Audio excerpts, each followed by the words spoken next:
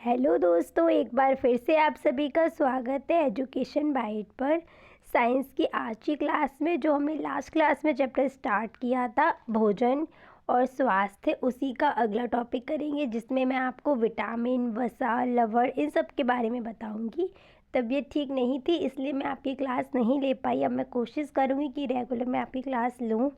ठीक है, तो चलिए स्टार्ट करते हैं। विटामिन क्या होते हैं तो सभी जानते हैं। पहले की क्लास में मैंने आपको क्या पढ़ाया था, कार्बोहाइड्रेट और प्रोटीन के बारे में बताया था। ठीक है, कार्बोहाइड्रेट और प्रोटीन है क्या, भोजन के लिए मतलब हमारे शरीर के लिए पोषक तत्व हैं ये। ठीक है, इनकी कमी हमारे शरीर में हो जाएगी तो हमें कुछ ना कुछ बीमारी हो जाएगी। ठीक है, तो देखिए विटामिन क्या होते हैं, ये रोगों से शरीर की रक्षा करते हैं।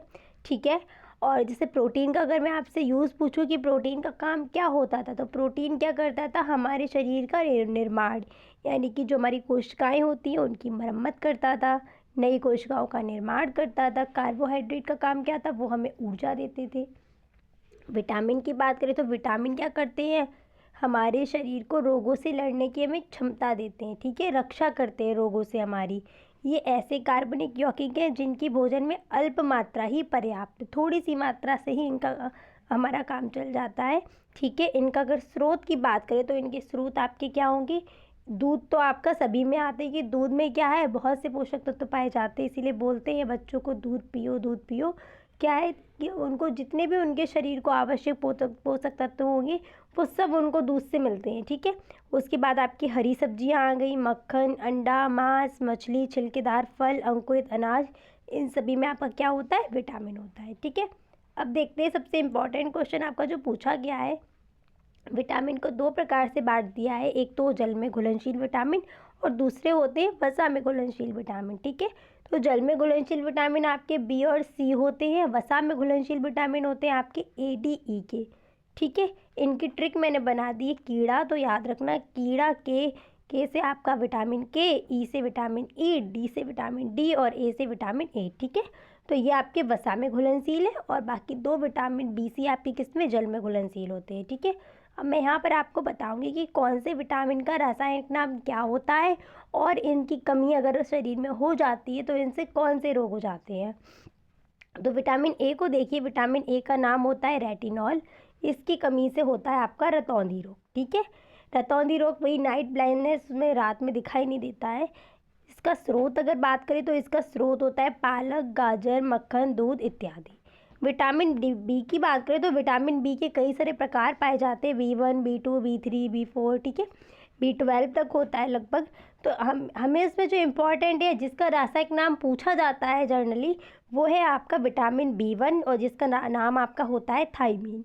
ठीक है, इसकी कमी से रोग होता है बेरी। अगर स्रोत की बात करें तो स्रोत है इसके अनाज, फलियां और अंडे। ठीक है, आदि में ये विटामिन B1 पाया जाता है। नेक्स्ट है आपका विटामिन सी। तो विटामिन सी का नाम होता है आपका एस्कॉर्बिक एसिड। ठीक है, आपसे पूछ भी सकते हैं कौन सा विटामिन अम्ल के रूप में होता है, तो वो आपका विटामिन सी ही होता है, एस्कॉर्बिक एसिड इसका नाम है। इसकी कमी से रोग होता है स्कर्वी। ठीक है, अगर स्रोत की बात करें तो जब भी विटामिन सी के स्रोत आपसे पूछे जाएं तो आपके दिमाग में जितने भी खट्टे फल आ रहे होंगे ना, सभी में विटामिन सी होता है। ठीक है, नींबू हो गया, संतरा, मौसमी, टमाटर। ठीक है, और आंवला में सबसे ज़्यादा मात्रा में आपका विटामिन सी पाया जाता है। अगर आपसे पूछा जाए कि सबसे अच्छा विटामिन सी का स्रोत कौन सा है, तो वो क्या है, आपका आंवला होता है। ठीक है, अब हम बात करते हैं विटामिन डी की। तो विटामिन डी का नाम होता है कैल्सीफेरॉल।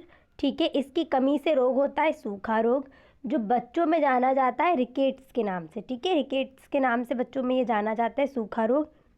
अगर इसके स्रोत की बात करें तो इसका जो स्रोत होता है आपका, वो प्रातःकालीन सूर्य की किरण, यानी कि सूर्य की जो किरण आती है उसमें सबसे ज़्यादा आपका विटामिन डी होता है। ठीक है, जैसे जैसे भी मैंने बताया आपको कि आंवला क्या है, विटामिन सी का सबसे अच्छा स्रोत है। ठीक है, अनाजों में अगर हम सोयाबीन की बात करें तो सबसे ज़्यादा प्रोटीन आपको सोयाबीन से ही मिलता है। वैसे ही अगर हम विटामिन डी की बात करें तो सबसे ज़्यादा विटामिन डी आपको कहाँ से मिलेगा, सूर्य के प्रकाश से, वो भी क्या, प्रातःकालीन, सुबह सुबह जब सूर्य उगता है ना उस टाइम। ठीक है, नेक्स्ट बात करते हैं हम विटामिन ई की।